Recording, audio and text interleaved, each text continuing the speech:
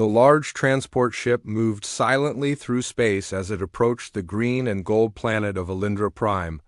Corporal James Thorne stood at the viewing window, his reflection staring back at him. He had served in Earth's military for 5 years, but nothing in his past could prepare him for this mission. Alindra Prime was the homeworld of the Alindrans, a highly advanced alien race. They were taller than humans, graceful, and known for their psychic powers. For centuries they had avoided contact with Earth, but now, after a historic agreement, the planet had opened its gates and Earth had been invited to send representatives. James was not a diplomat or a politician. He had been chosen as a royal bodyguard, a symbol of peace between Earth and Alindra. But to him it felt more like a test. One wrong move, and relations could fall apart. As the ship landed in the capital city of Lunaris, James took a deep breath. He stepped onto the platform where the Alindran guards waited, dressed in long silver armor that shimmered in the sunlight. They watched him with calm, unreadable eyes. None of them smiled. A tall figure walked forward. High Advisor Trevin, the Queen's chief official. "Corporal James Thorne," Trevin said in a smooth voice. "You will follow me. Her Majesty is expecting you," James nodded. "Understood." They entered the palace, which was unlike anything James had ever seen. It was made of crystal and white stone, floating gardens hanging from the ceilings. Strange glowing symbols moved across the walls. Everything was clean, quiet, and full of soft music, like the air itself was singing. Trevin led James through many halls until they reached a tall golden door. 2 guards stood beside it. "Before you meet the Queen," Trevin said, "there is something you must understand. The Queen does not form emotional attachments easily. You are here only to protect her, nothing more." James raised an eyebrow. "I wasn't planning anything else." Trevin gave him a long look, as if trying to read his thoughts. Then he opened the door. Inside stood Queen Seralini, ruler of Alindra Prime. She was standing near a wide window that looked out over the capital city. Her long silver robe flowed like water, and her skin glowed with a soft violet light. Her eyes, large and bright blue, turned toward James for a moment. Neither of them spoke. James stepped forward and bowed. "Your Majesty," her voice was calm but curious. "You are the human soldier?" "Yes, ma'am, Corporal James Thorne. Assigned to protect you." She studied him. "You look different from what I expected. Not weak, not loud, strange." James gave a small smile. Humans often surprise people. To his shock, she smiled too, just slightly. "We shall see." The next few days were quiet but tense. James followed Seralini during her meetings, always silent, always alert. He noticed that most of her own people didn't speak directly to her unless invited. She was not cruel, just distant. Like a queen from an ancient story. One afternoon, during a public event in the palace garden, something went wrong. As the queen walked toward a group of visitors, James felt a strange movement in the crowd. He had been trained to sense danger, and something wasn't right. Then he saw it, a man dressed as a servant reaching into his robe. Without thinking, James leapt forward, knocking the man to the ground. A small energy blade clattered to the floor. The crowd gasped. Guards rushed in, grabbing the attacker and pulling him away. James stood up, breathing hard. The Queen looked at him with wide eyes. "You saved my life," she said quietly. "I was doing my job, Your Majesty." Later that evening, in a private chamber, Seralini asked to speak with him alone. "You saw the danger before anyone else. Even my own guards failed to notice." "I've seen things like that before," James replied. "On Earth, in combat zones, you learn to read body language and never ignore your instincts." The Queen looked at him thoughtfully. "You are different from my people." "Humans are very different," James said. "But we try to protect what matters." For the first time, Seralini seemed truly interested in him. She asked about Earth, about human life, and what it was like to live without psychic powers. James answered honestly, telling stories of his childhood, his training, and the people he had lost in war. She listened in silence, her expression unreadable. But something in her eyes had changed. That night, as James returned to his quarters, he felt uneasy. Not because of the attack, but because of the way the queen had looked at him. Not like a ruler looks at a soldier, but like a woman looks at a man. She wants to understand. The days after the attack passed quietly, but things were not the same. Queen Cerylene no longer kept the same distance from James Thorne. She began to notice small things, how he walked, how he stayed alert even in peaceful moments, and how he kept his emotions calm but never cold. She started speaking to him more often. Not during official meetings, but in private halls and quiet gardens. One afternoon, while walking through the floating garden terraces, Cerylene turned and asked, "Do you miss Earth?" James looked up from the path. "Sometimes, mostly my family." "And the blue sky," Cerylene tilted her head. "Blue? Your sky is blue?" He smiled. "Yeah, light blue during the day, dark with stars at night." Cerylene looked thoughtful. "We have always had golden skies. I cannot imagine a blue one." They walked in silence for a moment, the soft wind moving around them. Then she asked again, "Were you afraid during the attack?" James shook his head. "Fear comes later. In the moment, I only think about what needs to be done." The queen studied his face. "You're very different from my guards, even from my people." "Maybe that's a good thing," he said. That evening, James was called to the royal study. He expected a routine briefing. But instead, only the queen was there. She waved her hand, and the guards closed the doors behind him. The room was filled with strange glowing lights and floating scrolls. At the center, Cerylene sat on a tall silver chair, looking calm and serious. "You may sit," she said softly. James sat, unsure of what this was about. "I've been thinking," she began, "about the bond between rulers and protectors. In your world, are guards treated as close companions?" "Sometimes," James replied. "It depends on the ruler. Some see guards as friends, others don't notice them at all." "And what do you believe?" she asked. James thought for a moment. "I think a true protector must care about the one they guard. Otherwise, it's just a job." Cerylene's eyes rested on his. "And do you care?" He didn't answer at once. "You're my queen. My duty is to keep you safe, and I respect you." She leaned slightly forward. "Respect is not the same as care." James didn't know what to say. He felt her presence in the room, calm but powerful, like a silent river, before he could answer. The queen stood and walked to a side table. She picked up a small glowing orb and placed it in his hand. "This is a memory sphere," she explained. "It holds a moment from my life. I am showing you something no outsider has seen." James looked unsure. "Why me?" She gave a small smile. "Because you do not ask for anything. You protect me without question. You deserve to see who I truly am." He placed his hand on the orb. Suddenly he saw a vision, a young Cerylene standing in a hall filled with light. She looked nervous. Around her stood members of the Elendran Council, all staring down at her. "You must rule alone," a voice said. "Love is weakness. Attachment is danger." The young Cerylene tried to speak, but they silenced her. Then the vision ended. James opened his eyes slowly. Cerylene stood in front of him again. "You weren't allowed to feel anything," James said quietly. She nodded. "Since I was a child, I was trained to lead, not to feel, but being near you, I feel something different." James stood up. "I'm just a guard, a soldier." Cerylene shook her head gently. "You are more than that. I see strength in you, honesty, a heart that does not hide." He didn't know how to respond. He had faced war, he had faced death. But now, standing in front of an alien queen, he felt more unsure than ever before. Suddenly, there was a sound at the door. A sharp knock. A guard entered. "Your Majesty," the guard said, bowing. "The council requests your presence, urgently." Cerylene nodded, her calm face returning. "Tell them I will be there shortly." The guard left. She turned back to James. "Be careful in the palace. Not everyone wants peace between our worlds. Some may see you as a threat." James nodded. "I understand. I'll be ready." As he walked out of the chamber, his mind was spinning. The queen had trusted him with a memory.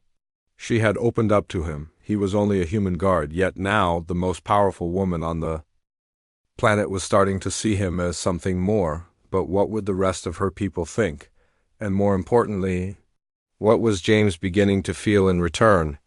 The air on Alindra Prime buzzed with energy. Banners of silver and gold waved high above the capital city. Citizens gathered in streets dressed in traditional robes, singing songs that had been passed down for centuries. It was time for the Royal Bonding Festival, a sacred event where the ruling queen was expected to choose a partner, not just for herself, but for the good of the kingdom. James Thorne watched from the edge of the grand courtyard, standing tall in his black and gray earth uniform.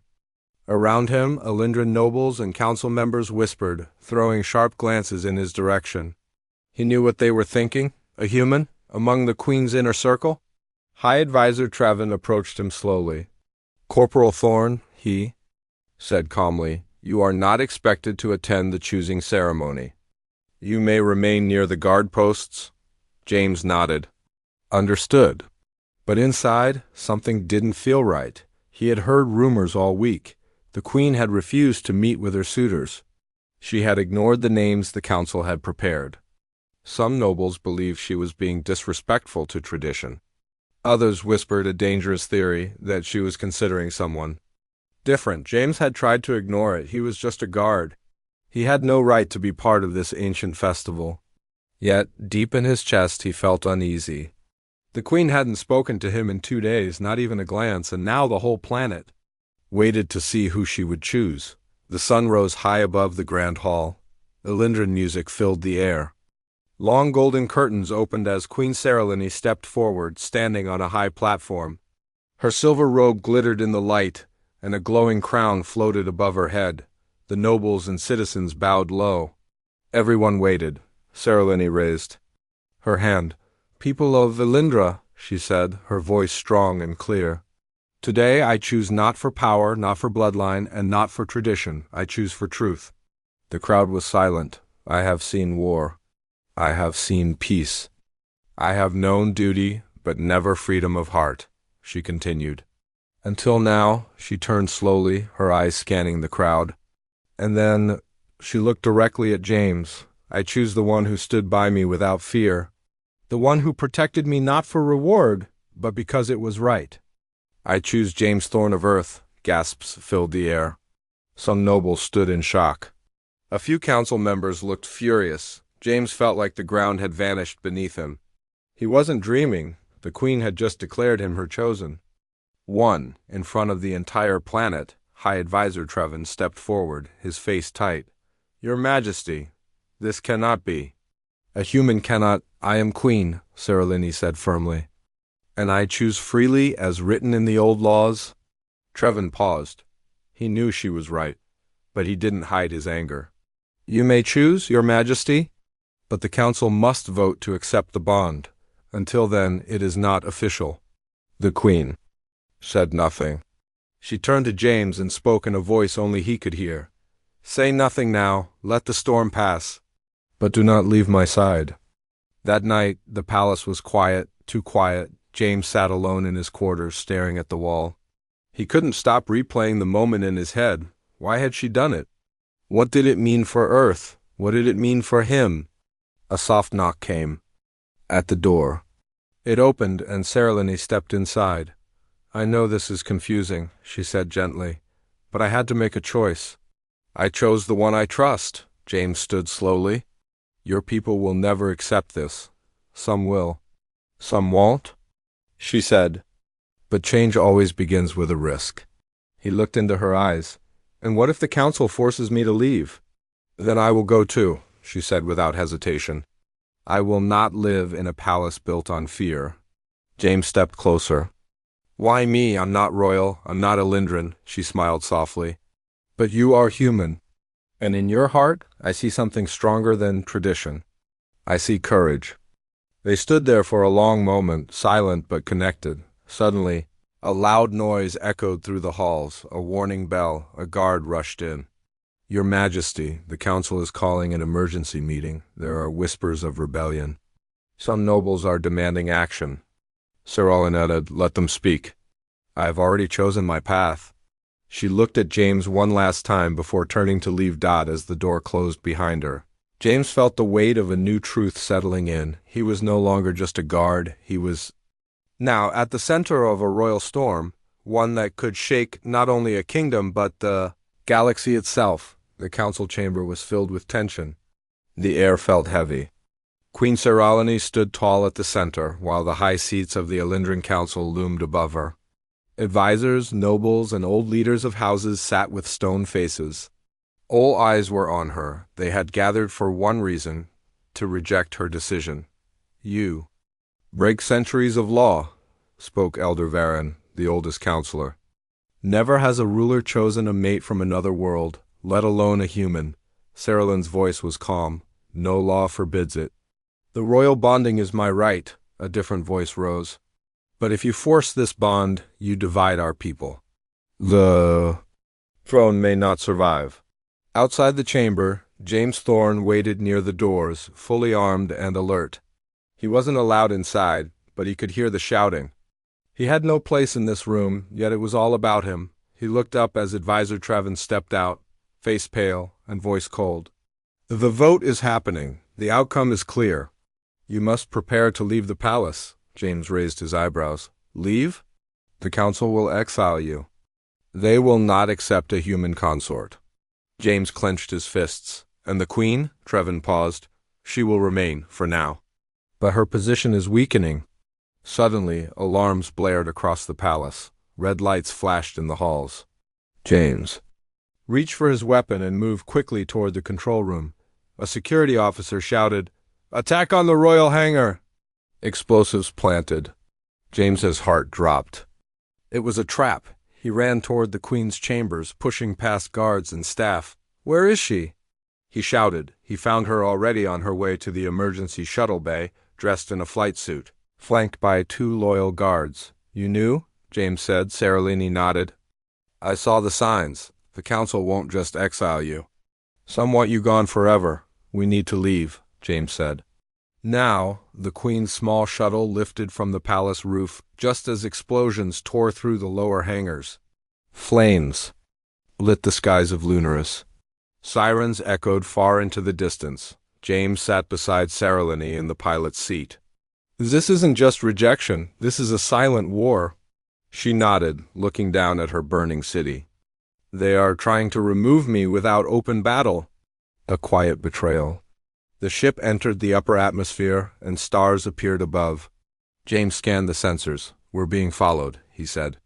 3 council patrol ships. Seralini looked at him. "Are you ready for a chase, warrior of Earth?" James gave a quick smile. "Always." He took the controls and angled the shuttle hard to the left, pulling them into a narrow asteroid belt surrounding Elendra Prime. The rocks were large, spinning in space, dangerous even for trained pilots. The council ships followed. Saralin's voice was calm. "We'll never make it to the Federation border. Too far. We must hide in the Shattered Lands." James blinked. "What's that?" "An old wild zone on the planet, dangerous, unmapped, but they won't follow us there." He didn't like the sound of it, but they had no choice. He looped the shuttle in a hard arc, dove back toward the planet, and entered the lower atmosphere again, straight toward the dark lands at the far edge of Elendra's surface. Lightning cracked in the clouds below. As they descended, the shuttle shook violently. Warning lights flashed. Shields down to 40%, James muttered.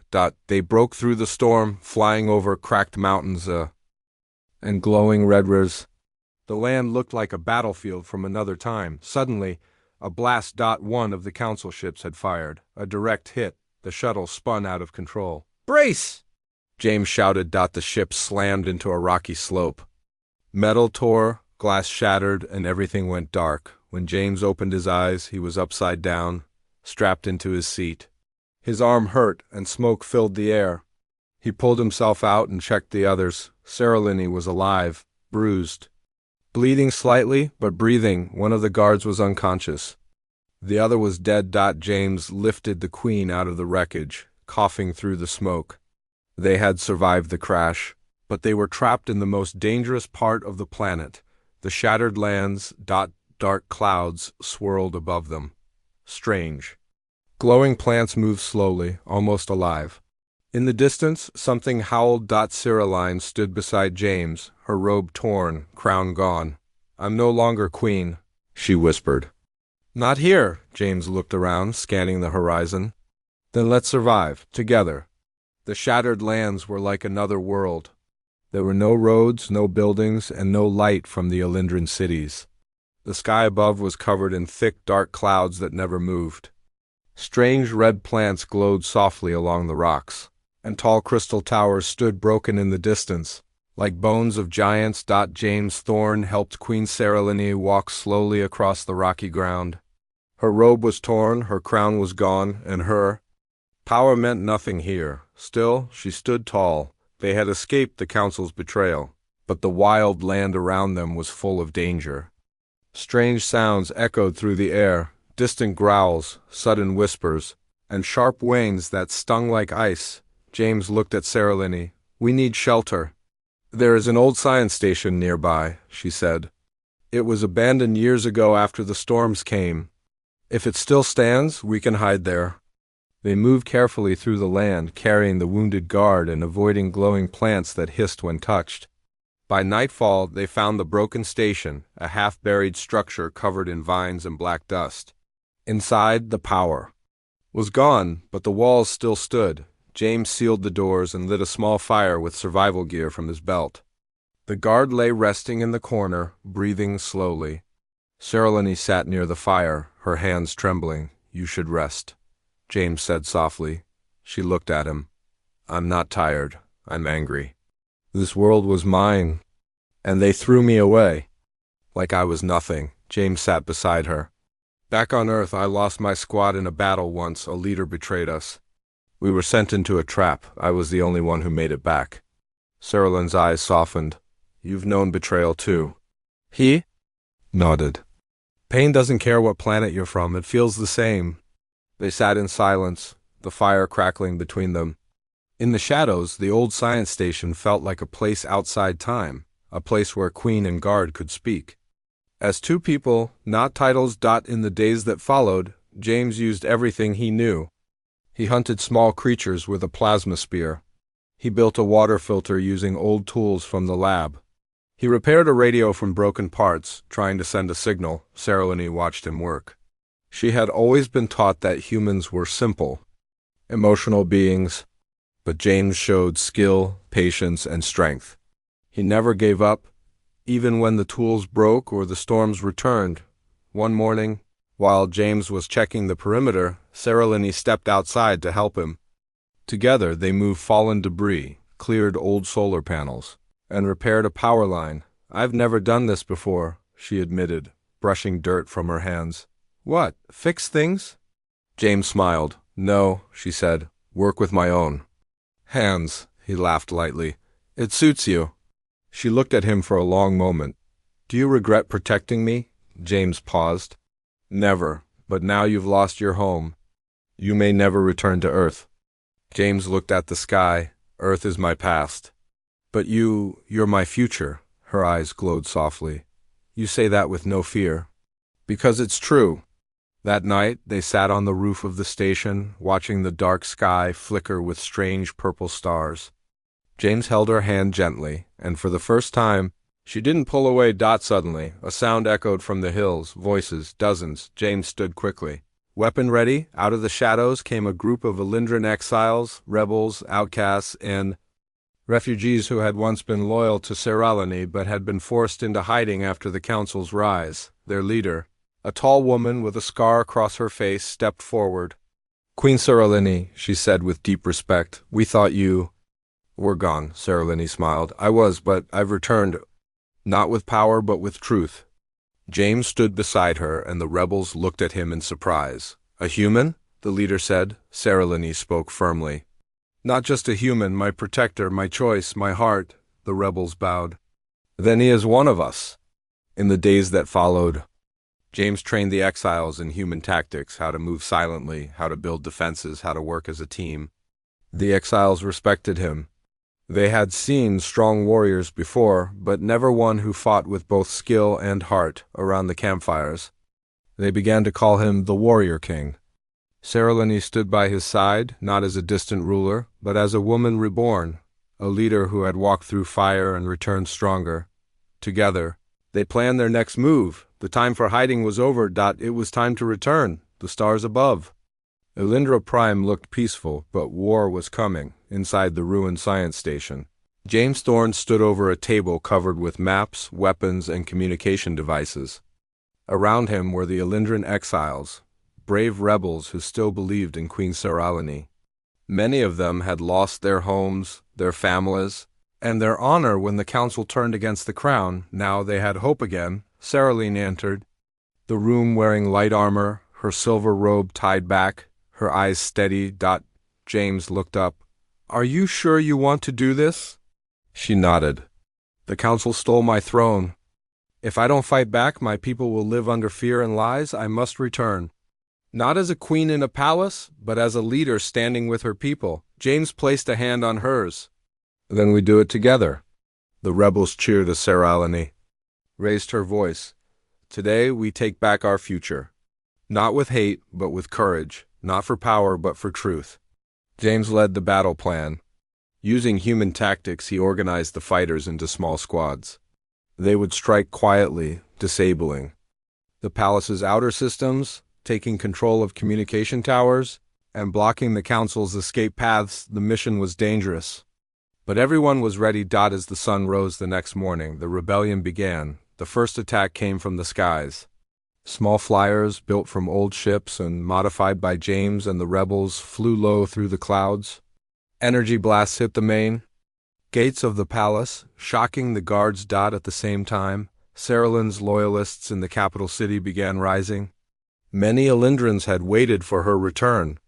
Now they poured into the streets, waving her crest and calling her name. James led one of the main squads through the underground tunnels. He knew every step had to count. They were outnumbered, but they had something stronger than numbers: unity. Inside the palace, panic spread. Council guards rushed through the halls, but they weren't ready for human combat style. Quick, clean, and direct. James moved like a shadow, clearing rooms and leading his team forward. At the center of the palace, High Advisor Traven stood with his personal guard, waiting. His face was cold, his eyes sharp. "Let them come," he said. "We will crush their foolish hope." But Traven had underestimated James. James burst into the central hall, his weapon aimed. "Stand down, Traven," Traven laughed. "You, a human? You're nothing but a tool." "I'm more than a tool," James said. "I'm the man your queen chose, and I'm here to finish what you started."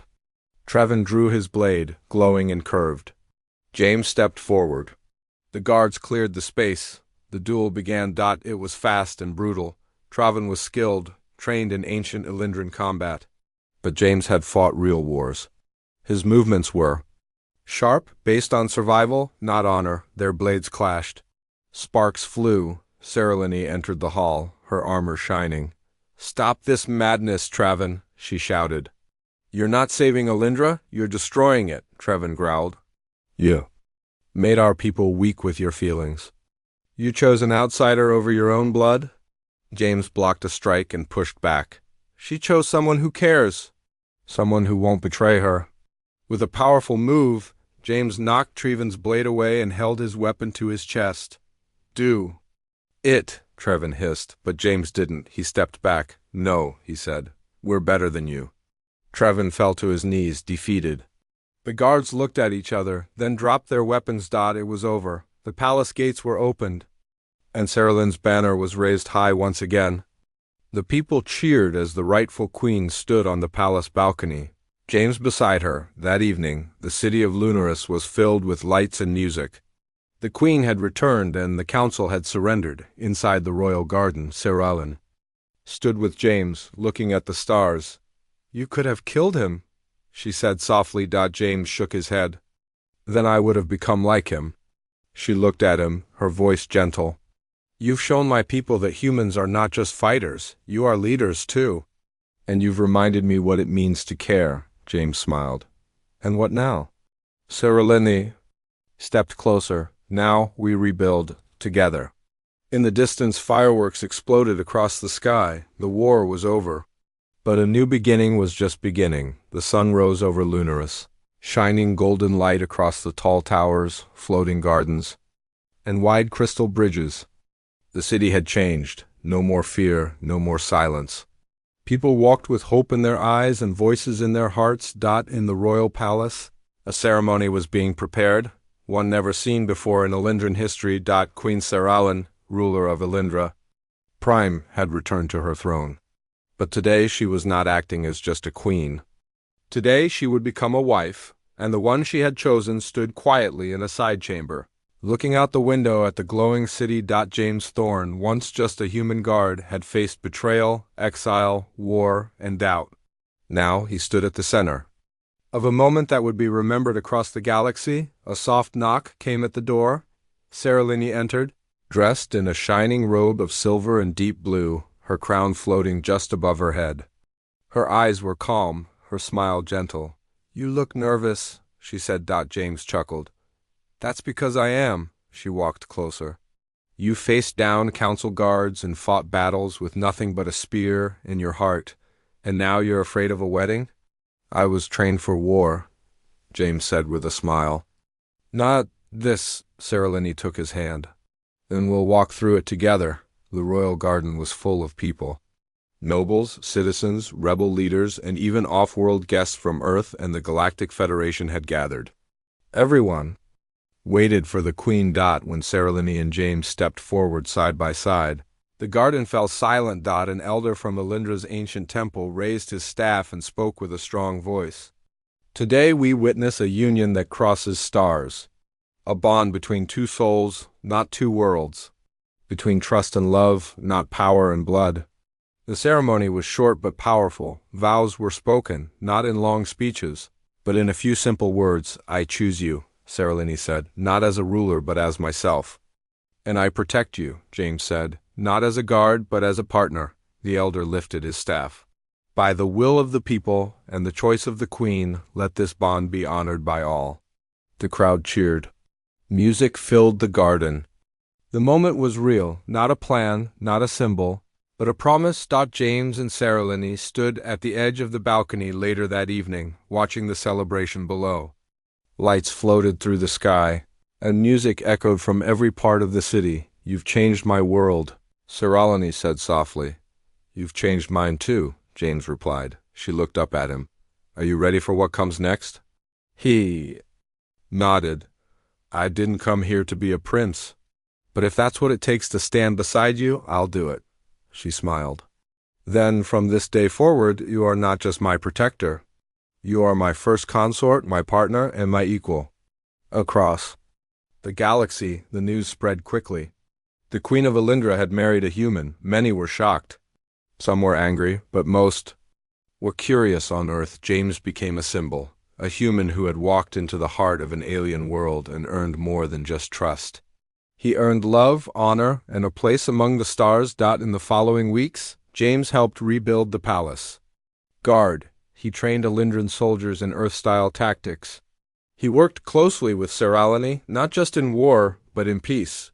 Together, they opened new gates for trade, culture, and knowledge between Earth and Elindra. Human children studied Elindran history. Elindran scientists traveled to Earth's research stations. Walls between species began to fall. One evening, as they walked together through the palace garden, Saralini said, "Do you ever miss the quiet days when you were just a soldier?" James smiled. "Sometimes. But now I get to protect something much bigger, a future, a home. You?" She rested her head on his shoulder. "Then we'll protect it together."